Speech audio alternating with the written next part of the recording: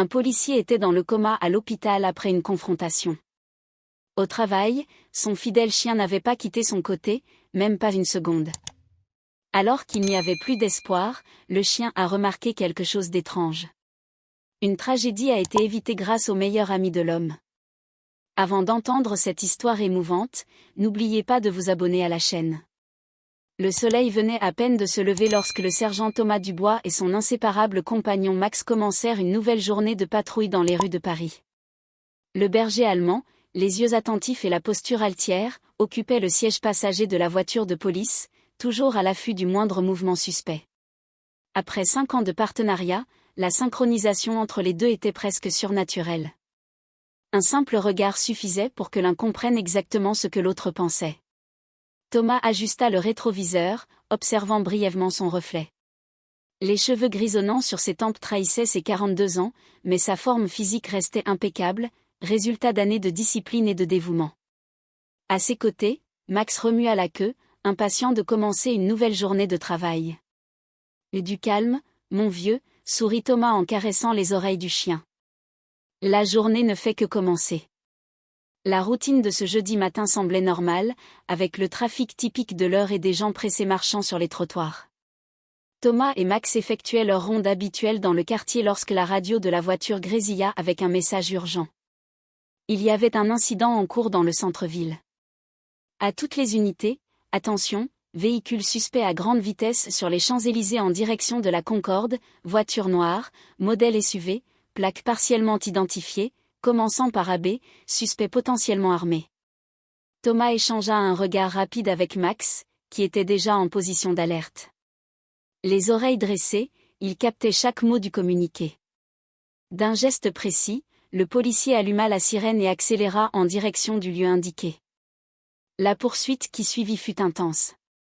Le véhicule suspect serpentait dans la circulation avec habileté, mettant en danger les autres conducteurs et les piétons. Thomas, fort de ses années d'expérience, gardait son calme tout en coordonnant ses mouvements avec les autres voitures de patrouille qui se joignaient à la poursuite. Max restait concentré, ses instincts aiguisés, percevant chaque changement de la situation. Le lien entre le policier et le chien, forgé au cours d'innombrables opérations antérieures, se révélait une fois de plus crucial. Lorsque le véhicule suspect fit un virage serré pour s'engager dans une rue moins fréquentée, Thomas sut que c'était le moment d'agir. « On se rapproche, mon vieux », murmura Thomas, les yeux rivés sur la voiture devant lui. Max répondit par un aboiement bas, comprenant la tension dans l'air. La poursuite les mena jusqu'à un ensemble d'entrepôts abandonnés dans la zone industrielle. L'endroit, avec ses bâtiments délabrés et ses rues désertes, semblait tout droit sorti d'un film d'action. Thomas savait qu'il devait être extrêmement prudent. De tels lieux étaient parfaits pour des embuscades. Suivant le protocole, il demanda des renforts par radio tout en maintenant une distance de sécurité avec le véhicule suspect. Max était plus agité maintenant, son comportement indiquant que quelque chose n'allait pas. Des années de travail en commun avaient appris à Thomas à faire confiance aux instincts de son partenaire canin. « Qu'est-ce que tu sens, mon ami » chuchota Thomas, observant attentivement les alentours tout en ralentissant. Le ciel, auparavant clair, commençait à se couvrir de nuages sombres annonçant un orage. L'ambiance tendue devenait encore plus chargée avec le changement climatique. Thomas pouvait sentir les gouttes de sueur couler sur son front tandis qu'il manœuvrait la voiture dans les couloirs formés par les entrepôts abandonnés. Soudain, le véhicule suspect freina brusquement devant l'un des plus grands entrepôts. Les portes s'ouvrirent et 4 hommes sautèrent, courant dans des directions différentes. Max aboya avec urgence, ses muscles tendus, prêts à l'action. Centrale, les suspects se sont dispersés dans le complexe d'entrepôts, rue industrielle numéro 1500. Je demande un soutien immédiat, communiqua Thomas par radio tout en se préparant à sortir du véhicule. D'un ordre précis, Thomas libéra Max, qui bondit de la voiture avec l'agilité d'un athlète olympique. Le chien savait exactement quoi faire. Des années d'entraînement et d'expérience sur le terrain avaient créé une synchronisation parfaite entre les partenaires. Thomas suivit son fidèle compagnon, restant attentif aux moindres mouvements. Le son de la pluie qui commençait à tomber créait un rideau de bruit, rendant encore plus difficile la tâche de localiser les suspects. Les premiers coups de tonnerre commencèrent à résonner au loin, augmentant la tension du moment. Max guidait le chemin, son museau affûté captant des traces invisibles aux yeux humains. Thomas avait une confiance totale en son partenaire. Ce n'était pas seulement un chien policier, c'était un ami loyal qui avait déjà prouvé sa valeur dans d'innombrables situations critiques. La pluie augmentait progressivement, transformant le sol en béton en une surface glissante. Les ombres des entrepôts semblaient en prendre vie avec les éclairs occasionnels qui déchiraient le ciel. Thomas et Max avançaient méthodiquement, vérifiant chaque recoin, chaque cachette possible. L'aboiement soudain de Max alerta Thomas d'un mouvement sur sa droite. L'un des suspects s'était caché derrière une pile de vieilles caisses. Avant que Thomas ne puisse réagir, l'homme surgit en brandissant une arme. « L'arrêtez, police !» cria Thomas, mais sa voix fut partiellement étouffée par un coup de tonnerre assourdissant. Ce qui suivit se passa en quelques secondes, mais pour Thomas, cela sembla une éternité, au ralenti. Le suspect pointa son arme. Max bondit dans sa direction, et le son des coups de feu résonna dans l'entrepôt abandonné, se mêlant aux coups de tonnerre de l'orage qui tombait maintenant de toute sa force. La dernière chose que Thomas enregistra fut l'aboiement désespéré de Max et le son des sirènes des voitures de renfort qui s'approchaient au loin. Après cela, tout devint noir. L'hôpital Sainte-Marie était en effervescence cet après-midi pluvieux. Infirmières et médecins couraient dans les couloirs blancs et aseptisés, tandis que Max, trempé et agité, essayait à tout prix de suivre le brancard où son maître était transporté. Le docteur Sophie Lambert, chef de l'équipe de traumatologie, dirigeait les actions avec une précision chirurgicale. Patient masculin, 42 ans, blessé lors d'un affrontement. Pression instable, nécessite une intervention chirurgicale immédiate. Sa voix résonnait dans les couloirs tandis que l'équipe se dirigeait vers le bloc opératoire. Max aboyait avec insistance, résistant aux agents de sécurité qui tentaient de le retenir. Il fallut l'intervention de Marie, l'infirmière vétéran de l'hôpital, pour calmer l'animal. Elle connaissait bien le duo. Thomas et Max étaient célèbres à l'hôpital pour leur visite régulière dans le service pédiatrique, où il apportait du réconfort aux enfants hospitalisés. « Calme-toi, Max » chuchota Marie, s'agenouillant à côté du chien. « On va bien s'occuper de lui, je te le promets. » Dans les heures qui suivirent, Max resta assis devant la porte du bloc opératoire, refusant de partir, même lorsque d'autres policiers essayèrent de l'emmener. Ses yeux ambrés fixés sur la porte, ses oreilles attentives à chaque mouvement, chaque son dans la salle d'attente. Le capitaine Pierre Mercier, supérieur et ami proche de Thomas, faisait les 100 pas. Il connaissait l'histoire du duo depuis le début. Lorsqu'il entra dans la chambre, il commenta à Marie: ces deux-là sont plus que des partenaires, ils sont une famille. L'opération se prolongea pendant des heures interminables. À l'extérieur, l'orage continuait, comme si le ciel lui-même partageait l'angoisse qui régnait dans les couloirs de l'hôpital. Max restait immobile, son pelage encore humide, refusant la nourriture et n'acceptant que de l'eau, occasionnellement. Enfin, après presque 6 heures d'intervention, le docteur Lambert émergea du bloc opératoire. Son visage était grave, et ses paroles tombèrent comme un poids sur tous les présents. « Nous avons fait tout ce qui était en notre pouvoir », commença-t-elle, retirant sa charlotte chirurgicale. Mais l'état est extrêmement délicat. Les prochaines 48 heures seront cruciales. Thomas fut transféré en soins intensifs, où machines et moniteurs prirent en charge le maintien de ses fonctions vitales. Malgré tous les protocoles hospitaliers, le docteur Lambert, reconnaissant la situation exceptionnelle, autorisa Max à rester dans le couloir de l'unité. Les jours qui suivirent furent une montagne russe d'émotions. Par moments, les signes vitaux de Thomas montraient une amélioration, apportant de l'espoir à tous. À d'autres moments, des alarmes retentissaient et des équipes médicales accouraient pour le stabiliser. Max restait là, sentinelle infatigable, réagissant à chaque changement dans l'état de son maître par des aboiements ou des gémissements bas. Marie, qui faisait le service de nuit, développa une routine spéciale avec Max.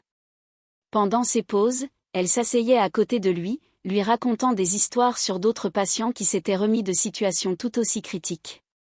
Le chien l'écoutait attentivement, comme s'il comprenait chaque mot. Le 3e jour, quelque chose changea. Les moniteurs commencèrent à afficher des signes de plus en plus faibles et l'équipe médicale fut appelée d'urgence. Le docteur Lambert, après de longues tentatives de stabilisation, réunit l'équipe et les policiers qui montaient la garde. Nous. Il fut impressionné par la participation active de Max pendant les exercices. Le chien semblait parfaitement comprendre quand Thomas avait besoin d'un encouragement supplémentaire, se positionnant stratégiquement pour servir de soutien ou de motivation. En 15 ans de carrière, commenta Emma pendant une séance, je n'ai jamais vu un duo aussi synchronisé. C'est comme si Max savait exactement ce dont vous avez besoin et quand vous en avez besoin. Les exercices, bien que difficiles, étaient fondamentaux pour que Thomas retrouve sa mobilité totale. Max se transforma en un coach canin personnel, encourageant son maître à marcher un peu plus chaque jour dans les couloirs de l'immeuble. Les voisins, qui connaissaient déjà l'histoire du duo à travers les informations locales, s'arrêtaient toujours pour un mot d'encouragement. « Regardez qui devient de plus en plus fort chaque jour », s'exclamait Madame Dubois, la sympathique dame du 302, tous les matins quand elle les rencontrait dans l'ascenseur. « Et toi, Max, tu continues d'être le meilleur infirmier de l'immeuble ?» Les visites régulières à l'hôpital Sainte-Marie pour le suivi médical se transformèrent en véritables événements.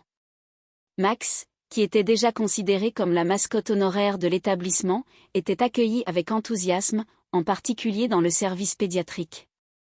Le docteur Lambert, percevant l'impact positif que le duo avait sur les patients, suggéra qu'une fois Thomas complètement rétabli, il participe au programme de visite aux patients. « Vous avez un don spécial », expliqua-t-elle lors d'une consultation. « Votre histoire inspire l'espoir, et c'est un remède puissant. » Le soir, quand l'appartement s'apaisait et que Julie s'était déjà retirée, Thomas et Max partageaient des moments de réflexion sur le balcon. Le policier, encore en train de digérer tout ce qui s'était passé, trouvait du réconfort dans le regard compréhensif de son partenaire. « Et tu sais, mon vieux, chuchota-t-il lors d'une de ces nuits, nous avons encore une mission à accomplir. » Max dressa les oreilles, attentif comme toujours aux paroles de son maître. Thomas savait qu'il devait trouver les responsables de l'attentat, mais maintenant sa perspective était différente. Il ne s'agissait plus de vengeance, mais de justice et de prévention, pour que d'autres familles ne vivent pas le même drame. Le capitaine Pierre faisait des visites régulières, tenant Thomas informé des enquêtes en cours. L'équipe avait fait des progrès significatifs, mais il restait encore des pièces importantes du puzzle à assembler. « Nous nous rapprochons », assura Pierre lors d'une de ses visites. Ces bandits ne comptaient pas sur la persistance de notre équipe, et encore moins sur la mémoire photographique de Max. En effet, le chien s'était avéré être un témoin crucial lors des enquêtes préliminaires. Il avait réussi à identifier des objets et des lieux importants liés à l'affaire, surprenant même les enquêteurs les plus expérimentés par sa capacité de rappel. La routine de récupération suivait son cours, marquée par de petites victoires quotidiennes. Thomas commençait à retrouver sa force physique, bien qu'il ressentît encore des douleurs occasionnelles. Max, toujours attentif, avait développé un sixième sens pour ces moments d'inconfort, offrant son soutien avant même que son maître n'ait besoin de le demander. « C'est incroyable », commenta Julie à Emma pendant une séance de kinésithérapie. « Parfois, j'ai l'impression que Max sait que Thomas a mal avant même qu'il ne le ressente. » Les semaines se transformèrent en mois, et avec l'arrivée de l'été, Thomas pouvait déjà effectuer la plupart des activités quotidiennes sans aide. Les cicatrices, tant physiques qu'émotionnelles, commençaient à guérir, laissant à leur place non seulement des marques, mais des leçons précieuses sur la force, la persévérance et surtout, sur le pouvoir transformateur de l'amour inconditionnel. Le commissariat de police n'avait jamais semblé si imposant que ce lundi matin-là. Thomas, portant son uniforme pour la première fois en 6 mois, ajusta sa cravate tout en observant le bâtiment à travers le pare-brise de sa voiture. Max, sur le siège passager, maintenait sa posture fière habituelle, mais ses yeux révélaient une excitation contenue. « Prêt à reprendre, mon vieux ?» demanda Thomas, recevant en réponse un aboiement enthousiaste. Le retour avait été soigneusement planifié. Après d'intenses séances de kinésithérapie et des évaluations médicales rigoureuses, Thomas avait enfin reçu l'autorisation de reprendre le travail, initialement dans des fonctions administratives. Cependant, lui et Max avaient d'autres plans en tête. En franchissant les portes du commissariat, ils furent accueillis par une véritable ovation. Policiers, personnel administratif et même quelques civils présents sur les lieux applaudissaient l'entrée du duo. Le capitaine Pierre, un large sourire sur le visage, fut le premier à s'approcher. « Bienvenue de retour, héros », s'exclama-t-il, embrassant Thomas et caressant la tête de Max, « nous avons beaucoup de travail qui vous attend. » Le bureau qui appartenait auparavant uniquement à Thomas avait été modifié. Un espace spécial avait été créé pour Max, avec un lit confortable et même une petite fontaine d'eau. Un nouveau cadre attirait l'attention, une photo du duo prise lors d'une cérémonie de décoration avant l'incident. « L'équipe s'est cotisée pour tout préparer », expliqua Pierre. « Nous avons pensé que vous méritiez un environnement à la hauteur. » Les premières semaines furent consacrées à la réadaptation. Thomas se consacra à l'organisation des rapports et à l'aide à la formation de nouveaux policiers, partageant son expérience et surtout soulignant l'importance du travail d'équipe et du partenariat avec les chiens policiers. Max, quant à lui, devint une sorte de mascotte inspirante pour tout le corps de police. Son histoire de loyauté et de persévérance était utilisée comme exemple dans les formations, et sa présence lors des conférences de motivation attirait des policiers d'autres commissariats. « C'est impressionnant de voir comment un chien peut tant enseigner sur l'humanité », commenta une jeune policière après l'une des conférences. Cependant, tout n'était pas que célébrations et histoires inspirantes. Pendant les heures calmes dans son bureau, Thomas se consacrait à étudier minutieusement les dossiers de l'affaire qui avaient failli lui coûter tout. Avec l'aide de Max, qui démontrait une mémoire extraordinaire pour les détails de l'incident, ils commencèrent à reconstituer les événements de ce jour fatidique. « Regarde ça, mon vieux », murmura Thomas, étalant des photos sur son bureau. « Il y a quelque chose qui ne colle pas. » Max, qui était allongé sur son lit, se leva immédiatement et s'approcha du bureau. Ses yeux attentifs parcoururent les images jusqu'à ce qu'un grognement bas attire l'attention de Thomas sur une photo spécifique. C'était une image de l'entrepôt où tout s'était passé, capturée quelques jours après l'incident. À première vue, cela semblait être juste une photo de plus du lieu, mais Max restait concentré dessus, sa posture indiquant qu'il y avait quelque chose d'important là. Thomas prit une loupe et commença à examiner chaque détail de la photographie. C'est alors qu'il remarqua, partiellement visible à travers une fenêtre brisée, qu'il y avait une caméra de sécurité. Une caméra qui ne figurait dans aucun rapport précédent.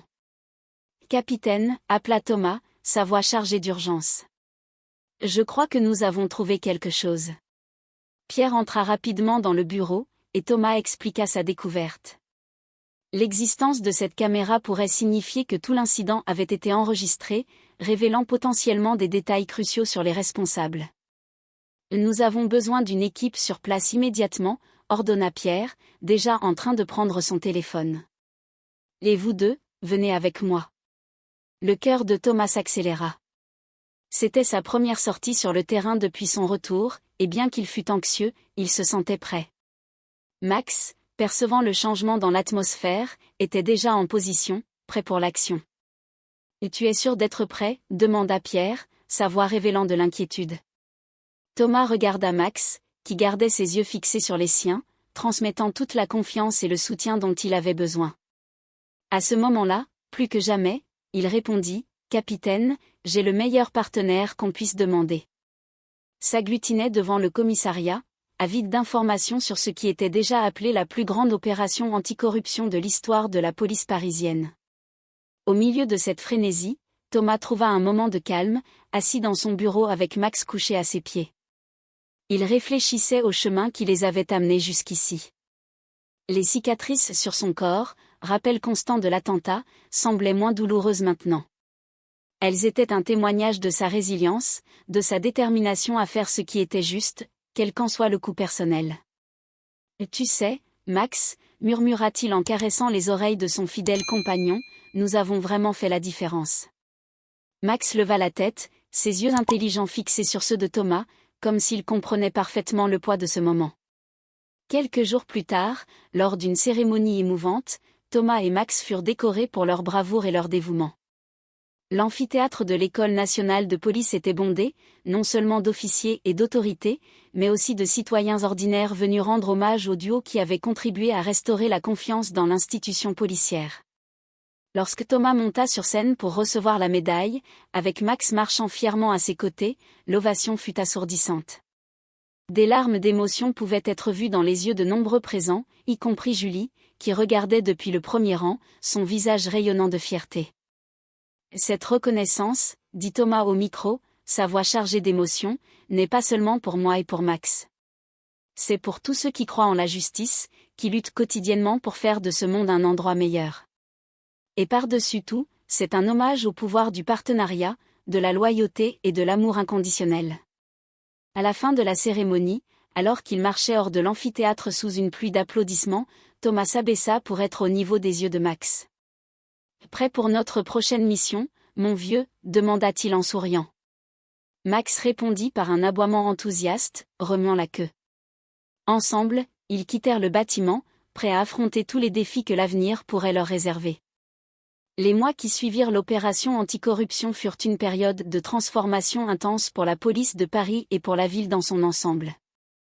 Thomas et Max, désormais reconnus comme des symboles d'intégrité et de courage, se retrouvèrent au centre d'une révolution silencieuse qui balayait les institutions de sécurité publique. Le département de police, autrefois vu avec méfiance par une grande partie de la population, entama un processus de réforme interne sans précédent. La nouvelle chef de la police, nommée après la chute de plusieurs officiers corrompus, était une femme, la colonelle Claire Leroy, connue pour sa posture incorruptible et son engagement envers la transparence. « Nous sommes face à une opportunité unique », déclara Claire lors de sa première conférence de presse. La chance de reconstruire la confiance entre la police et la communauté que nous avons juré de protéger. Thomas fut invité à diriger un nouveau département axé sur le renforcement des liens entre les policiers et leurs partenaires canins. Le programme, baptisé « Liens de loyauté », gagna rapidement une notoriété nationale, d'autres villes manifestant leur intérêt pour la mise en place d'initiatives similaires. Max, quant à lui, devint une célébrité locale. Ses visites dans les écoles et les hôpitaux étaient attendues avec grande impatience, en particulier par les enfants. Thomas observait avec fierté comment son partenaire canin avait un don naturel pour réconforter et inspirer, que ce soit un patient en convalescence ou un étudiant anxieux.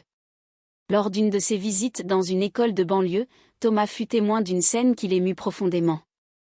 Une petite fille timide, dont les enseignants disaient qu'elle parlait à peine en classe, s'approcha de Max avec des yeux brillants d'admiration. « Je peux lui faire un câlin ?» demanda-t-elle, sa voix à peine un murmure. Thomas acquiesça et la fillette entoura de ses bras le cou de Max, qui répondit par une caresse douce. À ce moment-là, Thomas vit des larmes dans les yeux de l'enseignante qui observait la scène. « C'est la première fois que je la vois interagir ainsi », expliqua l'éducatrice. Vous n'avez pas idée de la différence que vous faites. Ces expériences renforçaient chez Thomas la certitude qu'ils étaient sur la bonne voie. Chaque sourire, chaque moment de connexion était une preuve du pouvoir transformateur qu'une approche plus humaine et compatissante de la sécurité publique pouvait avoir. Cependant, tout n'était pas rose. La résistance au changement était forte dans certains secteurs, et Thomas se trouvait souvent à naviguer dans des eaux troubles de la politique interne du département. Il y avait ceux qui voyaient les nouvelles initiatives comme un ramollissement de la force policière, arguant que des approches plus dures étaient nécessaires pour combattre le crime. Ce fut lors d'une de ces discussions animées que le capitaine Pierre, maintenant promu major, intervint avec une perspective qui fit taire les critiques. « Messieurs, regardez les chiffres. Depuis que nous avons mis en place les nouvelles politiques, les taux de criminalité ont chuté, la confiance de la population a augmenté, et même le moral au sein de la police s'est amélioré. Ce n'est pas une coïncidence.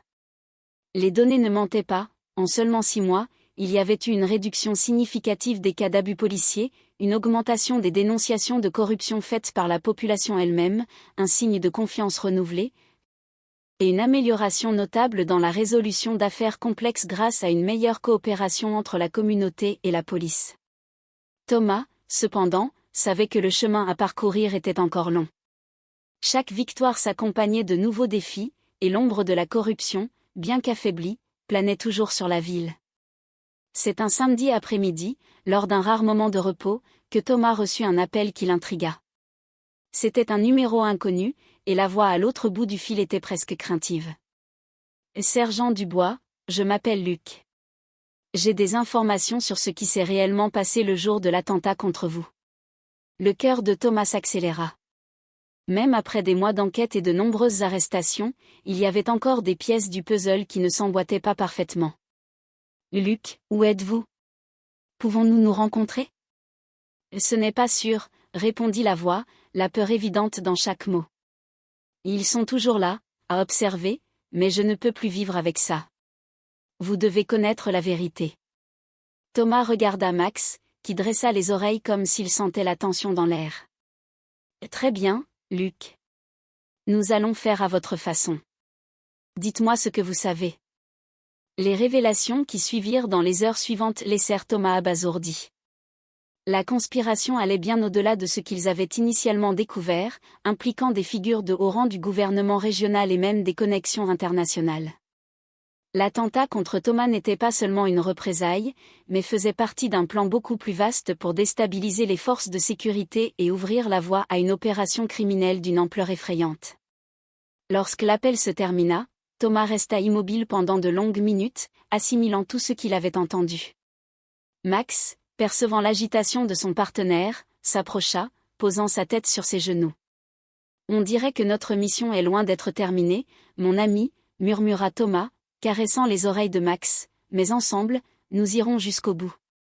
Pour la vérité, pour la justice, et pour tout ce qui compte sur nous. » Cette nuit-là, alors que la ville dormait, inconsciente des ombres qui se mouvaient encore dans ses recoins les plus obscurs, Thomas et Max se préparaient pour ce qui pourrait être le plus grand défi de leur carrière.